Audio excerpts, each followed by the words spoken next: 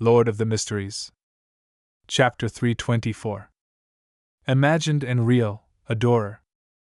Empress Burrow, Earl Hall's home, dining room. As per usual tradition, Audrey was saying grace with her father, mother, and elder brother before dinner. Praise the goddess! She tapped her chest in 4 spots in a clockwise manner to end the prayer. However, before she finished speaking, her vision was covered by a thick gray fog. A distant figure that seemed to be looking down at everyone and everything opened his mouth with dominance. That was a card of blasphemy made by Roselle. Mr. Fool. Card of blasphemy? Audrey, who finally received a response, was joyful at first, but then she fell into a daze. She couldn't understand what the so-called card of blasphemy referred to. However, she quickly made a guess. She had always known that Emperor Roselle had made a secret deck of cards representing some unknown force which had 22 cards in total. It was believed to have been referenced from tarot cards. Furthermore, she had also heard from the hangman that the secret to the deck of cards was that they hid the paths of the divine, the path to becoming a god. So it's called a card of blasphemy. It corresponds to the blasphemy slate. This is definitely a treasure of the highest level in the mysterious world. The paths of the divine. It's no wonder that Mr. Fool's Blessed had to ask for help. He wanted to ensure that the card was the real one before taking action. It was to prevent a mistake from happening. Instead of getting the right target, it might end up informing the Church of the God of Steam and Machinery that a particular bookmark hides a card of blasphemy. I wonder if he succeeded. The Beyonders from the Church of the God of Steam and Machinery haven't come to make any routine inquiries. Perhaps he's still making plans. As her body trembled faintly, Audrey once again saw a figure praying inside the thick fog, an extremely blurry figure. He was saying respectfully, "The great fool, please convey my gratitude to the authenticator. This allowed my operation to go smoothly. For that, I'm willing to raise the reward to £3,000, which can be deducted from the £5,000 that haven't been paid yet. This is the share that the other party deserves." He succeeded? He succeeded just like that.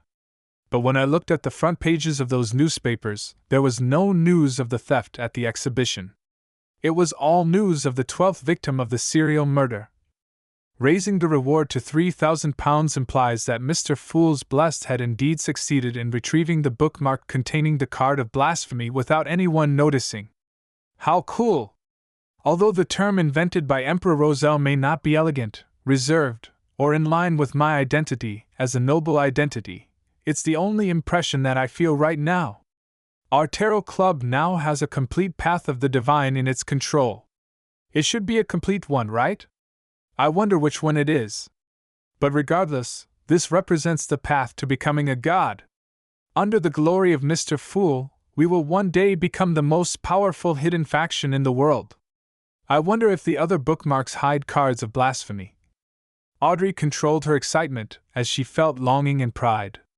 She allowed the dining maid to help her spread out a napkin before her gaze shifted to Earl Hall, who habitually read the newspapers while having breakfast. "Father, is there anything worth paying attention to today?" Earl Hall sighed and said, "That devil has killed another innocent person. It's the 12th case. She's a fashion designer who had just become famous. She had only been a street girl a few times due to her desperate need for money, but she ended up encountering such a terrible situation. Thankfully, there was an eyewitness. The person witnessed the devil at the crime scene. He was really scared out of his wits. He constantly shouted on the streets, 'Murder' and 'Save me.'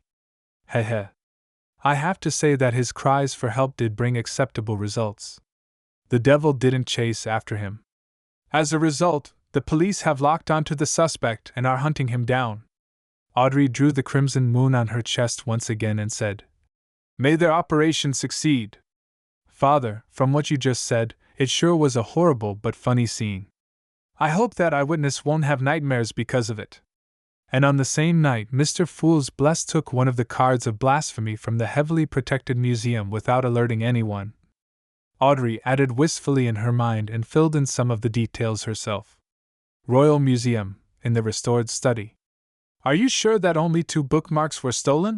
The Machinery Hive Mind Squad's Captain Max Livermore asked his team members. As he spoke, he stole a glance at the important figure standing in front of the desk with his back facing him.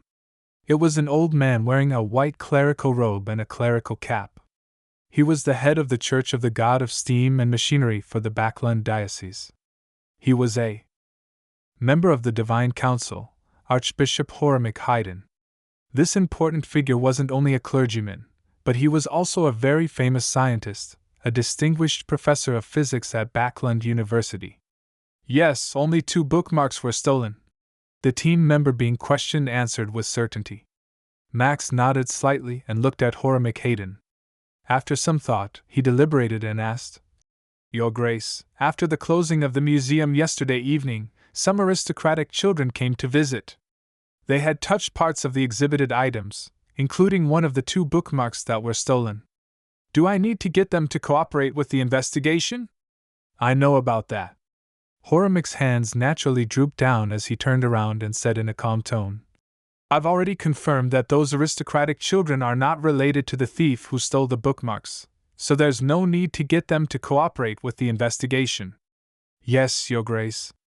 Max himself didn't think there was anything wrong with the aristocratic children, not to mention that Archbishop Haydn had enough mysticism knowledge and Beyonder techniques to confirm it. Horamic's gentle and benevolent face didn't show the slightest trace of anger.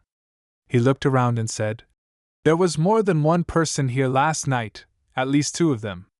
They were divided into 2 opposing groups. One of them might even be of a higher sequence than me, while the other had somehow escaped mysteriously. Although I'm unable to reconstruct the entire scene, there are still some things that I can see. This matter is more complicated than we thought. At this point, he sighed. I also know why they wanted to steal the bookmarks. We've been tricked by Roselle for more than 150 years. Giving up £3,000 sure does hurt. I've saved up for so long and yet I have less than £1,000. However, the card of blasphemy is a priceless treasure that cannot be exchanged, even with money. The contribution Miss Justice had made in this matter is definitely worth the price. Thankfully, I could deduct it from what she owes me, lightening my burden. If I ever meet Mr. Azek in the future, I'll pay him the £15,000 that belong to the blessed, with a high sequence Beyonder formula. I wonder what the other cards of blasphemy were disguised to look like. According to the personality of the Emperor, they should all be rather surprising. After Klein finished his reply and looked out the palace at the sea of grey fog, he silently sighed. As a precaution, he temporarily left his black Emperor card above the grey fog, on the surface of the long bronze table facing the seat of the fool. He did so for Azek's copper whistle as well. When he returned to the real world, he held a ritual again and summoned himself to throw the master key, a sealed artifact which was an amalgamation of getting lost and having bad luck, above the grey fog. Although it didn't seem to have huge negative effects, it was enough to cause one to encounter life-threatening situations. He planned not to use it unless necessary. The master key is just a relic of an unlucky fellow who had just advanced to sequence 9. Yet, it has a negative influence that even a mid-sequence Beyonder is unable to weaken. It seems like there's an additional factor in the reason why the apprentice lost control, which led to something abnormal. Now that I think about it, my previous decision was correct. To explore 32 Verdi Street south of the bridge, I need to be careful and be prepared. Yes, I need to be aware of something. A sealed artifact's effects might not be completely related to the owner's sequence. I have to consider multiple factors, such as whether or not it has been contaminated by an evil god.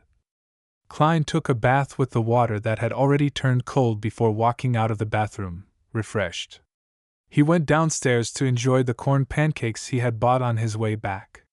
They were delights of the Fainapotter Kingdom's highlands, crispy, fragrant, and sweet.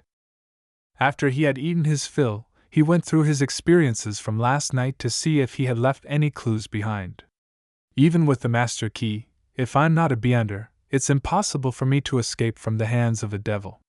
Back then, the mysterious and powerful lady must have determined that I wasn't an ordinary private detective. I also didn't have any intention of hiding that point. By not capturing me, this implies that she's either an official Beyonder who is friendly to wild Beyonders, or she's not a member of the three churches or the military.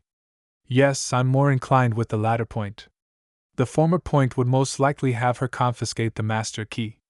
Sigh, back then, I was almost on the brink of despair. I thought I would be detained in the underground prison of the Church of the God of Steam and Machinery like ordinary Beyonders. I even began considering my prison break. Who would have known that she would just leave? Which organization is she from? Or is she wild? No, for wild Beyonders to reach her level of power, they must have an organization of their own. That devil dog would definitely use its Beyonder powers to erase clues related to itself, and that naturally includes me. In the field of mysticism, there is no way to separate them, and that lady probably can't be exposed as well. From the looks of it, the clues that I left behind while escaping had most likely have been interfered with. As for what happened in the museum, they will be searching for a special spirit body, a strange existence, and what has that got to do with me, Sherlock Moriarty? Klein mocked himself as his heart grew calmer. Of course, he had dared to return home because he had divined it in advance.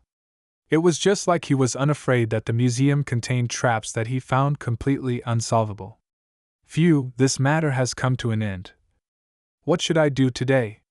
Practice my Beyonder powers and go to the Quelag Club to scrounge a meal in passing? Well, I don't know if the Nighthawks and mandated punishers have identified the murderer or not.